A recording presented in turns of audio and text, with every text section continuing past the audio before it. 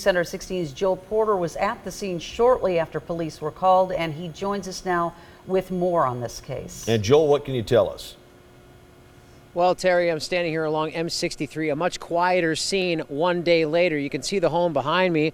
That is where the incident happened earlier this week, and it's exactly where Michigan State Police spent the night and early morning hours along with that crime lab. They have since packed up and left, but those Michigan State Police officers are now in contact with sheriff's deputies in Colorado, working to extradite Alex Perez back to Michigan so that he can face 2 first-degree murder charges. That is the update we got this afternoon. Perez was arrested early this morning in Georgetown. That's a small town along I-70, less than an hour west of Denver. That is as far as he made it before a vigilant deputy spotted Perez. Police were actually called in just after 9 o'clock Thursday night to the home in Coloma. When a relative stopped by the home, the woman noticed the home was locked. There was no answer, which she found suspicious. Police say then she used a ladder to climb in through a second-floor window. Once inside, she discovered the 2 bodies. Police say Perez took his children, stole a car, and fled, they believe, heading for California, but they do credit the Clear Creek County Sheriff's deputy responsible for Perez's capture. Said he was on regular routine patrol. He observed a vehicle that was parked, stopped in an area that he frequently patrols, and there's usually no cars there. He said he pulled up on the vehicle to identify it. The driver initially gave him some false information, didn't have any ID on him. When the driver stepped out, they got in a brief struggle. It's my understanding he was taken into custody. Fortunately, the 2 kids are okay. That Amber Alert was pulled back. I'm told that as of today, that the kids are being looked after by the Colorado Department of Human Services. We don't know yet if they will eventually be returned to be cared for by family in Michigan.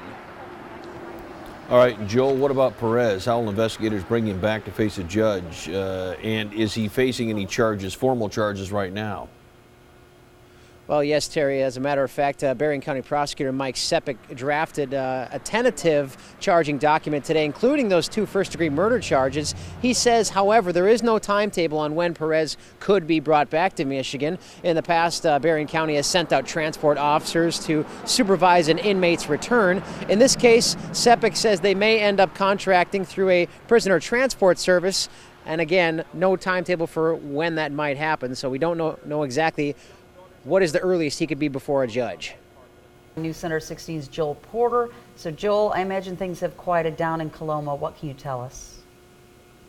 Yes, it's a very ominous scene here outside the home where you can see it a little bit behind me as daylight is fading, Terry and Maureen. Well, this afternoon, Berrien County Prosecutor Mike Sepik told me that they confirmed the bodies of Renee Mitchell and her father, John Mitchell, were found inside the home. Now, Alex Perez was arrested in Georgetown early this morning. That's a small town right on I-70, less than an hour west of Denver. Police say that he took his 2 children, stole a car, and fled immediately after the killings happened. They believe that happened sometime around Wednesday night, but they weren't discovered until last night. Just after 9 is when the call came in, and both bodies of Renee and John were taken to Grand Rapids for formal autopsies today. One detective told us that the cause of death appears to be blunt force trauma. An Amber Alert was put out last night after police say Perez, the biological father, took his children and then fled. That Amber Alert was called off after Perez was arrested. Both kids are currently under the care of the Colorado Department of Human Services.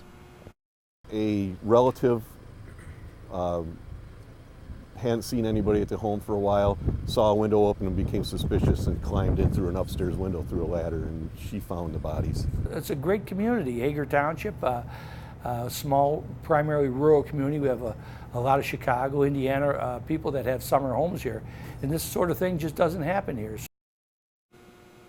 Perez, again, made it as far as Colorado before he was arrested, but police believe that he may have been heading to California or possibly Mexico. And Berrien County Prosecutor Mike Sepik says currently he is working out a plan to extradite Perez back to Michigan so that he can face 2 first-degree murder charges. We don't know exactly when that'll happen, but just the latest on this case. All right, Joel, and have police been called to this home before?